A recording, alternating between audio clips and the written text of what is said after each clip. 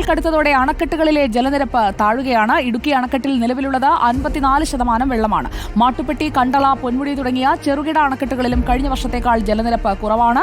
ചൂടിന്റെ കാഠിന്യം ഇനിയും കൂടിയാൽ വൈദ്യുതി ഉൽപ്പാദനത്തെ അത് ബാധിക്കും. ആകെ ഉപയോഗത്തിന്റെ 77.7% വൈദ്യുതിയാണ് കഴിഞ്ഞ വേനൽക്കാലത്ത് പുറത്തുനിന്ന് വാങ്ങിയത്. Sandeep Rajakkad, good evening.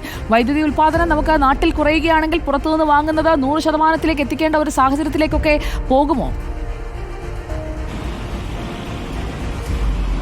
സുജയ പാർവതി, ഈ വേനൽ ആരംഭത്തിന്റെ കാഠിന്യം ഏറുമ്പോൾ നമുക്ക് മനസ്സിലാക്കാൻ സാധിക്കുന്നത് അത്തരത്തിലാണ്. കഴിഞ്ഞ വർഷം മേടിച്ച 77.7 യൂണിറ്റ് വൈദ്യുതി, അത് ആ 77% വരുന്ന ഈ 100ലേക്ക് എത്തുക എന്നുള്ളത് അധിക കാലതാമസം ഉണ്ടാകില്ല എന്നാണ് നമുക്ക് മനസ്സിലാക്കാൻ സാധിക്കുന്നത്. ഏതാണ്ട് 13,000 കോടി രൂപയുടെ വൈദ്യുതി കഴിഞ്ഞ തവണ പുറത്തുനിന്ന് വാങ്ങേണ്ടതായ ഒരു സ്ഥിതി ഉണ്ടായിട്ടുണ്ട്. ആ നിലയ്ക്ക് നോക്കുമ്പോൾ ഈ വേനൽ ആരംഭത്തിൽ അതികഠിനമായ ചൂട് ഹൈറേഞ്ചിൽ അനുഭവപ്പെടുന്നു, ഇല്ലെങ്കിൽ ഇടുക്കി ജില്ലയിൽ അനുഭവപ്പെടുന്നു. ഇടുക്കി അണക്കെട്ടിലെ അടക്കം ജലനിരപ്പ് താഴേക്ക് പോകുന്ന ഒരു സാഹചര്യമാണ് നമുക്ക് നിലവിൽ കാണാൻ സാധിക്കുന്നത്. അത് കണക്കുകളിൽ നിന്ന് തന്നെ വ്യക്തമാണ്. കഴിഞ്ഞ തവണ ഇടുക്കി അണക്കെട്ടിൽ ഏതാണ്ട് 60% ജലനിരപ്പ് ഈ ഒരു ഘട്ടത്തിൽ ഉണ്ടായിരുന്നു എന്നുള്ളതാണ് മനസ്സിലാക്കുന്നത്. അതിപ്പോഴാണ് 54%ലേക്ക് എത്തിയിരിക്കുന്നത്. കുണ്ടള അണക്കെട്ടിൽ കഴിഞ്ഞ വർഷം ഇതേ ദിവസം ഉണ്ടായിരുന്നത് 95% ആയിരുന്നു ജലനിരപ്പ്. പക്ഷേ അതിപ്പോൾ 90ലേക്ക് എത്തിയിരിക്കുന്നു എന്നുള്ളതാണ്.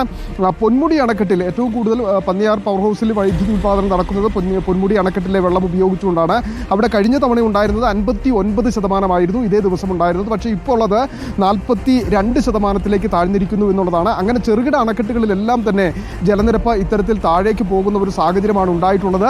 ഇനിയുള്ളൊരു പ്രതീക്ഷ എന്ന് പറയുന്നത് വേനൽ മഴ ശക്തമായി തന്നെ 1-2 മഴകൾ പെയ്താൽ മാത്രമായിരിക്കും ഒരാശ്വാസം ഉണ്ടാവുക. ഇല്ല എങ്കിൽ ഈ ജലനിരപ്പ് താഴുന്നത് തുടർന്നുകൊണ്ടേയിരിക്കും. അത് വൈദ്യുതി ഉൽപ്പാദനത്തിന് വലിയ രീതിയിൽ പ്രതിസന്ധിയിലേക്ക് നീക്കുമെന്നതിന് യാതൊരുവിധ സംശയവുമില്ല. പുറത്തുനിന്ന് വൈദ്യുതി വാങ്ങുന്നതിന്റെ വലിയ രീതിയിൽ വർധന ഉണ്ടാകുന്ന ആശങ്കയുണ്ടാക്കുന്ന കാര്യമാണ്. അതിനിടയിൽ സന്ദീപ് രാജാക്കാടിനെ ഒരു കാര്യം അറിയിക്കാനായിട്ട് പറയുന്നുണ്ട്. ചിലയിടങ്ങളിലൊക്കെ ഇടിമിന്നലോട് കൂടിയ മഴ പെയ്യും. മണിക്കൂറിൽ 30 മുതൽ 40 കിലോമീറ്റർ വരെ വേഗത്തിൽ ശക്തമായ കാറ്റിനും സാധ്യതയുണ്ട്. ഇടുക്കി അടക്കമുള്ള ഇടങ്ങളിൽ ഇടത്തരം മഴയ്ക്ക് സാധ്യതയുണ്ട് എന്ന കേന്ദ്ര കാലാവസ്ഥാ വകുപ്പ് പറഞ്ഞിട്ടുണ്ടല്ലോ എന്നുള്ള ഒരു സന്തോഷ വർത്തമാനം കൂടി വരുന്നുണ്ട്. അപ്പോൾ മഴ പെയ്ത് നമ്മുടെ ഡാമിലൊക്കെ വെള്ളം ഉയരുമെന്ന് നമുക്ക് തൽക്കാലത്തേക്ക് പ്രതീക്ഷയ്ക്ക് വേണ്ടി ഒന്ന് പ്രതീക്ഷിക്കാം, അല്ലേ സന്ദീപ്?